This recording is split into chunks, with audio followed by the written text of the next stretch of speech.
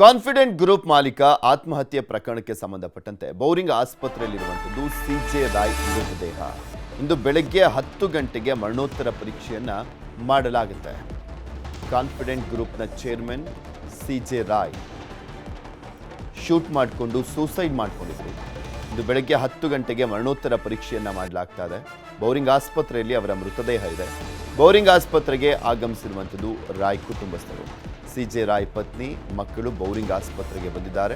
ರಾಯ್ ಮೃತದೇಹ ಕಂಡು ಕುಟುಂಬಸ್ಥರು ಕಣ್ಣೀರನ್ನು ಹಾಕ್ತಾ ಇದ್ದಾರೆ. ನಾಳೆ ಸಿಜೆ ರಾಯ್ ಅಂತ್ಯ ಸಂಸ್ಕಾರಕ್ಕೆ ನಿರ್ಧಾರವನ್ನು ಮಾಡಲಾಗಿದೆ. ವಿದೇಶಗಳಲ್ಲಿರುವಂಥ ಸಿಜೆ ರಾಯ್ ಸಂಬಂಧಿಕರು ಭಾನುವಾರ ಅಂತ್ಯ ಸಂಸ್ಕಾರವನ್ನು ನೆರವೇರಿಸಲಿಕ್ಕೆ ತೀರ್ಮಾನವನ್ನು ಮಾಡಲಾಗಿದೆ.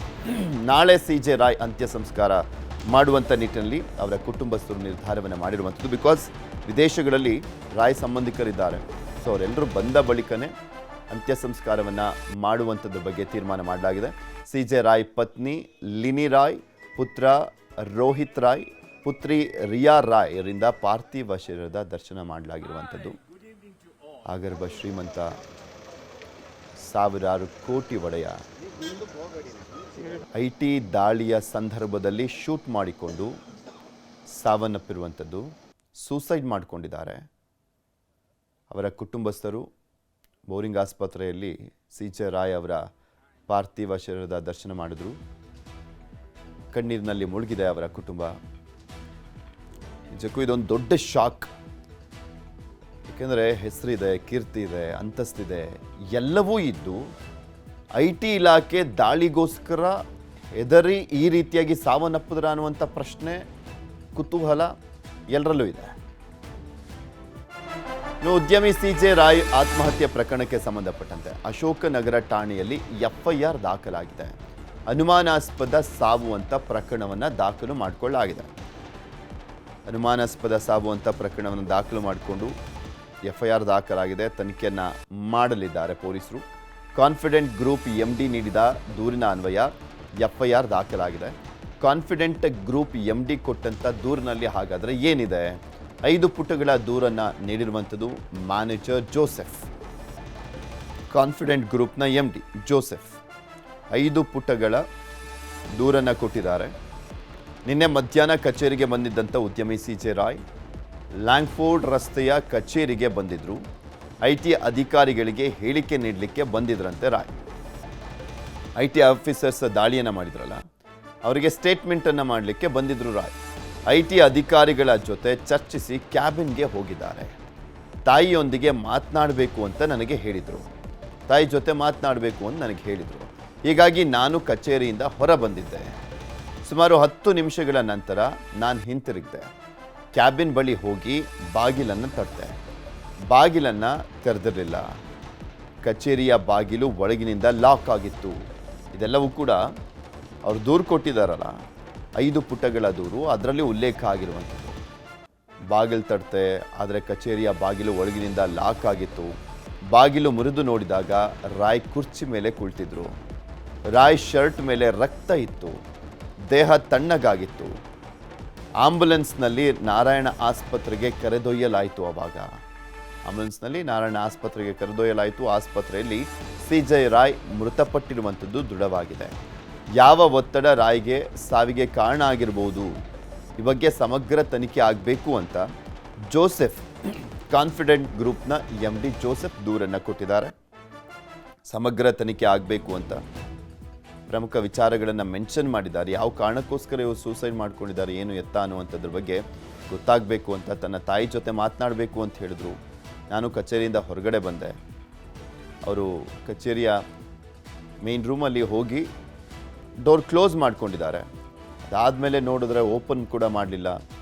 ಆ ಡೋರನ್ನು ಒಡೆದು ಒಳಗಡೆ ಹೋದಂಥ ಸಂದರ್ಭದಲ್ಲಿ ಅವರು ಸಾವನ್ನಪ್ಪಿರುವಂಥದ್ದು ಗೊತ್ತಾಗಿದೆ ಅಂತ ಉಲ್ಲೇಖ ಮಾಡಿದ್ದಾರೆ.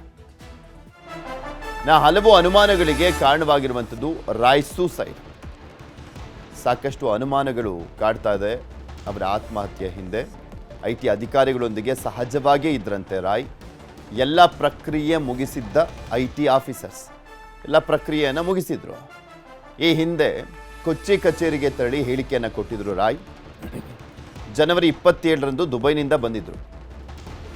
27ರಂದು ದುಬೈನಿಂದ ಬಂದಿದ್ದರು ಸಿಜೆ ರಾಯ್. ಜನವರಿ 28ರಂದು ಬೆಂಗಳೂರು ಕಚೇರಿಗೆ ಬಂದಿದ್ರು IT ಆಫೀಸರ್ಸ್. 28ನೇ ತಾರೀಕು ಬೆಂಗಳೂರಿನ ಕಚೇರಿಗೆ IT ಆಫೀಸರ್ಸ್ ಬಂದಿದ್ರು. ಕೆಲವು ದಾಖಲೆಗಳನ್ನು ವಶಕ್ಕೆ ಪಡೆಯುವ ಪ್ರಕ್ರಿಯೆ ಕೂಡ ನಡೆದಿತ್ತು. ನಿನ್ನೆ PO ಪ್ರಕ್ರಿಯೆ ನಡೆಸಲಿಕ್ಕೆ ಬಂದಿದ್ರು ಅಧಿಕಾರಿಗಳು.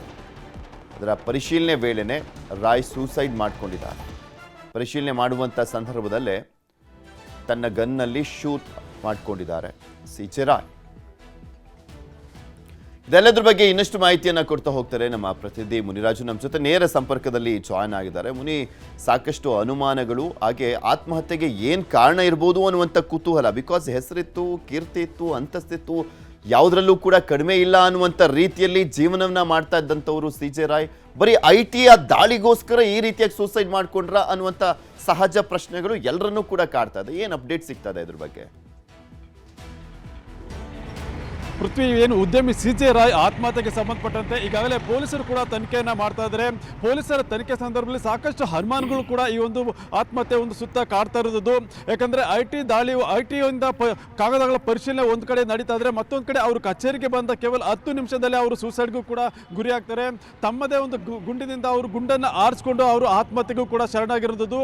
ಅದರ ಒಂದು ಕಡೆ ಒಂದು IT ಒಂದು ಪರಿಶೀಲನೆ ನಡೀತಾ ಇದ್ರೆ, ಮತ್ತೊಂದು ಕಡೆ ಅವರು ಏಕಾಏಕಿ ಈ ರೀತಿ ಒಂದು ಆತ್ಮಹತ್ಯೆಗೆ ಒಳಗಾಗೋದಕ್ಕೆ ಕಾರಣ ಏನು ಒಂದು ಪ್ರಶ್ನೆ ಕೂಡ ಉಂಟಾಗುತ್ತೆ. ಆದರೆ ಈಗಾಗಲೇ ಪೊಲೀಸರು ಕೂಡ ಅವರ 2 ಮೊಬೈಲ್ ಫೋನ್ಗಳನ್ನು ವಶಕ್ಕೆ ಪಡೆದಿದ್ದಾರೆ. ಆದರೆ 2 ಕೂಡ ಲಾಕ್ ಆಗಿರೋದು. ಅದರಿಂದ ಅವುಗಳಲ್ಲಿರುವಂಥ ಒಂದು ಕೊನೆ ಕಾಲ್ ಇರ್ಬೋದು ಮತ್ತು ಕೊನೆ ಮೆಸೇಜಸ್ ಏನಿದೆ ಅದನ್ನು ಕೂಡ ಪರಿಶೀಲನೆ ಮಾಡೋದಕ್ಕೆ ಇನ್ನೂ ಸಾಧ್ಯ ಆಗ್ತಾ ಇಲ್ಲ. ಒಂದು ಕಡೆ ರಿಯಲ್ ಎಸ್ಟೇಟ್ ವ್ಯವಹಾರ ಇರ್ಬೋದು ಮತ್ತು ಬ್ಯಾಂಕ್ನ ಒಂದು ಹಣಕಾಸು ವ್ಯವಹಾರಗಳಿರ್ಬೋದು ಮತ್ತು ITಗೆ ಸಂಬಂಧಪಟ್ಟಂತೆ ಒಂದು ಸಾಕಷ್ಟು ಮಾಹಿತಿಗಳನ್ನು ಕೂಡ ಈಗ ಪೊಲೀಸರು ಕಲೆ ಹಾಕುವಂಥ ಅನಿವಾರ್ಯತೆ ಇದೆ. ಆದ್ದರಿಂದ ಈ ಒಂದು ಪ್ರಕರಣಕ್ಕೆ ಸಂಬಂಧಪಟ್ಟಂತೆ ಪೊಲೀಸರು ಕೂಡ ನಾನಾ ಆಯಾಮಗಳಲ್ಲಿ ತನಿಖೆಯನ್ನು ಮಾಡಬೇಕಾದ ಒಂದು ಸಿದ್ಧತೆಯನ್ನು ಕೂಡ ಮಾಡ್ಕೊಳ್ತಾ ಇದ್ದಾರೆ. ಮೊದಲಿಗೆ ಅವರ ಮೊಬೈಲ್ ಫೋನ್ಗಳನ್ನು FSLಗೆ ರವಾನೆ ಮಾಡಿ ಅಲ್ಲಿ ಅದನ್ನು ರಿಟ್ರೀವ್ ಮಾಡಬೇಕು. ಮತ್ತು ಅವರ ಒಂದು ಕೊನೆ ಕಾಲ್ ಡೀಟೇಲ್ಸ್ ಇರ್ಬೋದು ಮತ್ತು ಮೆಸೇಜಸ್ ಇರ್ಬೋದು ಮತ್ತು ವಾಟ್ಸಪ್ ಮೆಸೇಜಸ್ ಏನಿದೆ ಅದನ್ನು ಕೂಡ ಪರಿಶೀಲನೆ ಮಾಡುವಂಥ ಸಾಧ್ಯತೆಗಳು ಕೂಡ ಈಗ ಹೆಚ್ಚಾಗಿರೋದು. ಇನ್ನು ಉಳಿದಂತೆ IT ದಾಳಿ ವೇಳೆ ಅಲ್ಲಿದ್ದಂಥ IT ಅಧಿಕಾರಿಗಳನ್ನು ಕೂಡ ಹೇಳಿಕೆ ದಾಖಲು ಮಾಡ್ತಾರೆ. ಮತ್ತು ಕಾನ್ಫಿಡೆಂಟ್ ಗ್ರೂಪ್ನ ಒಂದು ಅಧಿಕಾರಿ ಮತ್ತು ಸಿಬ್ಬಂದಿಗಳೇನಿದ್ರೆ ಅವರನ್ನು ಕೂಡ ವಿಚಾರಣೆ ಮಾಡಿ ಅವರ ಹೇಳಿಕೆಯನ್ನು ಕೂಡ ದಾಖಲು ಮಾಡಿಸ್ಕೊಳ್ಬೇಕಾಗುತ್ತೆ. ಈ ಎಲ್ಲ ಪ್ರಕ್ರಿಯೆಗಳು ಮುಗಿದ ಬಳಿಕ ಪೋಸ್ಟ್ ಮಾರ್ಟಮ್ ರಿಪೋರ್ಟ್ ಮತ್ತು FSLನಿಂದ ಏನು ರಿಪೋರ್ಟ್ಸ್ ಬರುತ್ತೆ ಅದರ ಆಧಾರದ ಮೇಲೆ ಮುಂದಿನ ತನಿಖೆಯನ್ನು ಕೂಡ ಈಗ ಅಧಿಕಾರಿಗಳು ಕೈಗೊಳ್ಳೋದಕ್ಕೆ ಮುಂದಾಗ್ತಾ ಇರೋದು. ಸದ್ಯ ಈ ಒಂದು ಪ್ರಕರಣಕ್ಕೆ ಸಂಬಂಧಪಟ್ಟಂತೆ ನಾನಾ ಆಯಾಮಗಳಲ್ಲಿ ತನಿಖೆ ಮಾಡಬೇಕಾಗಿರೋದ್ರಿಂದ CIDಗೂ ಕೂಡ ವಹಿಸುವಂಥ ಸಾಧ್ಯತೆಗಳು ಕೂಡ ಇದೆ. ಪೃಥ್ವಿ, ಓಕೆ, ಇಲ್ಲಿ ಮತ್ತೊಂದು ಕಡೆ ಅವ್ರ ತಾಯಿಯೊಂದಿಗೆ ಮಾತನಾಡಲಿಕ್ಕೋಸ್ಕರ ಅವರು ರೂಮ್ ಒಳಗಡೆ ಹೋದ್ರು, ಅದಾದಮೇಲೆ ಶೂಟ್ ಮಾಡ್ಕೊಂಡಿದ್ದಾರೆ ಅನ್ನುವಂಥದ್ರ ಬಗ್ಗೆ ದೂರಿನಲ್ಲೆಲ್ಲ ಉಲ್ಲೇಖ ಆಗಿದೆಯಲ್ಲ. ಅವ್ರ ತಾಯಿ ಜೊತೆ ಮಾತನಾಡಿದ್ರಂತ, ಅವ್ರ ತಾಯಿ ಜೊತೆ ಮಾತನಾಡಿದ್ರೆ ಏನು ಮಾತನಾಡಿದ್ರು ಅನ್ನುವಂಥದ್ರ ಬಗ್ಗೆ ಏನಾದರೂ ಮಾಹಿತಿ ಸಿಗ್ತಾ ಇದೆಯಾ? ಪೃಥ್ವಿ, ಏನು ಕಂಪ್ನಿಯ ಒಂದು ಮ್ಯಾನೇಜಿಂಗ್ ಡೈರೆಕ್ಟರ್ ಆಗಿರುವಂಥ CA ಜೋಸೆಫ್ ಅವರು ಒಂದು ದೂರನ್ನು ಕೊಡ್ತಾರೆ. ಆ ಒಂದು ದೂರಿನಲ್ಲಿ ಕೆಲವು ಅಂಶಗಳನ್ನು ಕೂಡ ಉಲ್ಲೇಖ ಮಾಡಿದರೆ 3 ಗಂಟೆ 10 ನಿಮಿಷಕ್ಕೆ ಅವರು ಕಚೇರಿಗೆ ಬರ್ತಾರೆ. ನಂತರ ಕಚೇರಿಗೆ ಬಂದ ಒಂದು 10 ನಿಮಿಷದಲ್ಲಿ ತನ್ನ ತಾಯಿ ಜೊತೆ ಮಾತನಾಡಬೇಕು, ಒಂದು 10 ನಿಮಿಷ ಸಮಯ ಬೇಕು ಅಂತೇಳಿ ಮ್ಯಾನೇಜರ್ಗೆ ತಿಳಿಸಿ ಅವರ ಒಂದು ಕ್ಯಾಬಿನ್ಗೆ ಹೋಗುವಂಥದ್ದು. ಆದರೆ ಅಲ್ಲಿ ಮಾತನಾಡಿದ್ರ ಇಲ್ವಾ ಅನ್ನೋದು ವಿಚಾರ ಕೂಡ ಇನ್ನೂ ಗುಟ್ಟಾಗಿರೋದು. ಯಾಕಂದರೆ ಅವರ ಮೊಬೈಲ್ ಫೋನ್ ಕೂಡ ಲಾಕ್ ಆಗಿರೋದ್ರಿಂದ ಆ ಒಂದು ಕೊನೆ ಕಾಲ ಅವರ ತಾಯಿಗೆ ಮಾಡಿದ್ರ ಇಲ್ವಾ ಅನ್ನೋದು ಕೂಡ ಈಗ ಬಯಲಾಗಬೇಕಾಗುತ್ತೆ. ಆದ್ದರಿಂದ ಸದ್ಯ ಪೊಲೀಸರು ಆ ಒಂದು 2 ಮೊಬೈಲ್ ಫೋನನ್ನು ಸೀಸ್ ಮಾಡ್ಕೊಂಡಿದ್ದಾರೆ. ಆದರೆ ಲಾಕ್ ಓಪನ್ ಮಾಡೋದಕ್ಕೆ ಏನು 2 ಕೂಡ ಓಪನ್ ಆಗ್ತಾ ಇಲ್ಲ. ಅದರಿಂದ ಅದನ್ನು ಸೀಸ್ ಮಾಡಿ FSLಗೆ ರವಾನೆ ಮಾಡಿ ಅಲ್ಲಿಂದ ಅದನ್ನು ಓಪನ್ ಮಾಡುವಂಥ ಪ್ರಕ್ರಿಯೆ ಕೂಡ ನಡೀಬೇಕು. ನಂತರ ಅಲ್ಲಿರುವಂಥ ಸಿಬ್ಬಂದಿಗಳಿರ್ಬೋದು ಮತ್ತು IT ಅಧಿಕಾರಿಗಳ ವಿಚಾರಣೆ ನಡೆಸಿ ಅವರ ಹೇಳಿಕೆ ದಾಖಲೆ ಬಳಿಕ ಅವರ ಒಂದು ಆತ್ಮಹತ್ಯೆ ಒಂದು ನಿಖರ ಕಾರಣ ಪತ್ತೆ ಆಗುತ್ತೆ. ಪೃಥ್ವಿ, ಇನ್ನೊಂದು ಕಡೆ ಮುನಿರಾಜು, ಅವ್ರನ್ನ ಬಲ್ಲಂಥವ್ರು, ಅವ್ರ ಜೊತೆ ಒಡನಾಟ ಇದ್ದಂಥವ್ರು ಎಲ್ಲರೂ ಕೂಡ ಹೇಳುವಂಥದ್ದು ತುಂಬ ಗಟ್ಟಿ ಮನುಷ್ಯ, ಈ ರೀತಿಯಾಗಿ ನಿರ್ಧಾರ ಮಾಡುವಂಥವ್ರಲ್ಲ ಅಂತೆಲ್ಲರೂ ಕೂಡ ಅಭಿಪ್ರಾಯವನ್ನು ವ್ಯಕ್ತಪಡಿಸ್ತಾ ಇದ್ದಾರೆ. ಅವ್ರ ಕುಟುಂಬದವರ ಪ್ರತಿಕ್ರಿಯೆ ಏನಿದೆ ಈ ವಿಚಾರದಲ್ಲಿ? ಅವ್ರ ಜೊತೆ ಏನಾದರೂ ಮಾತನಾಡಿದ್ರಂತ? ಇದು IT ದಾಳಿಯಾಗಿದ್ದು 2 ದಿನಗಳ ಹಿಂದೆಯಿಂದಲೂ ಕೂಡ ಅವರು ಪರಿಶೀಲನೆ ಮಾಡ್ತಾನೆ ಇದ್ದಾರೆ. ಅವ್ರ ಕುಟುಂಬದವರ ಹತ್ರ ಏನಾದರೂ ಆತಂಕವನ್ನು ವ್ಯಕ್ತಪಡಿಸಿದ್ರಾ, ಅಥವಾ ಏನಾದರೂ ಸಿಕ್ಕಾಕೊಂಡ್ಬಿಡ್ತೀನಿ ಅನ್ನುವಂಥ ನಿಟ್ಟಿನಲ್ಲಿ ಯಾವುದಾದ್ರೂ ಭಯ ಇತ್ತಂತ? ಪೃಥ್ವಿ, ಈಗಾಗಲೇ ಈ ಒಂದು ವಿಚಾರದ ಬಗ್ಗೆ ಇನ್ನೂ ಅವ್ರ ಕುಟುಂಬದವರಿಂದ ಯಾವುದೇ ರೀತಿಯ ಒಂದು ಪ್ರತಿಕ್ರಿಯೆ ಕೂಡ ಏನು ಲಭ್ಯ ಆಗ್ತಾ ಇಲ್ಲ. ಯಾಕಂದರೆ ಅವರು ಬೆಳಗಿನ ಜಾವ 4 ಗಂಟೆ ಸುಮಾರಿಗೆ ದುಬೈನಿಂದ ಬೆಂಗಳೂರಿಗೆ ಆಗಮಿಸಿದರೆ ನಂತರ ಇಲ್ಲಿ ಬೋರಿಂಗ್ ಆಸ್ಪತ್ರೆಯಲ್ಲಿ ಒಂದು ಮೃತದೇಹವನ್ನು ಅಂತಿಮ ದರ್ಶನ ಕೂಡ ಪಡ್ಕೊಂಡಿರೋದು. ನಂತರ ಏನು ಪೊಲೀಸ್ ಅಧಿಕಾರಿಗಳ ಬಳಿ ಒಂದು ಮಾಹಿತಿಯನ್ನು ಕೂಡ ಪಡ್ಕೊಳ್ತಾರೆ. ಆ ಬಳಿಕ ಈ ಒಂದು ಘಟನೆಗೆ ಕಾರಣ ಏನು ಮತ್ತು ಅವರು ಕೊನೆ ಮೂಮೆಂಟಲ್ಲಿ ಏನಾದರೂ ಅವ್ರ ಕುಟುಂಬದವ್ರಿಗೆ ಒಂದು ಫೋನ್ ಕರೆ ಆಗಲಿ ಅಥವಾ ಮೆಸೇಜ್ ಆಗಲಿ ಏನಾದರೂ ಮಾಡಿದ್ರೆ ಅನ್ನೋದ್ರ ಬಗ್ಗೆ ತಿಳ್ಕೊಳ್ಬೇಕಾಗುತ್ತೆ. ಸದ್ಯ ಈಗ ಅವ್ರ ಕುಟುಂಬದವರು ಕೂಡ ಬೆಂಗಳೂರಿನಲ್ಲಿ ಇರೋದ್ರಿಂದ ಏನು ಪೊಲೀಸ್ ಅಧಿಕಾರಿಗಳು ಕೂಡ ಅವರನ್ನು ಸಂಪರ್ಕ ಮಾಡಿ ಅವರನ್ನು ಕೂಡ ಹೇಳಿಕೆಯನ್ನು ದಾಖಲು ಮಾಡಿಕೊಡ್ತಾರೆ.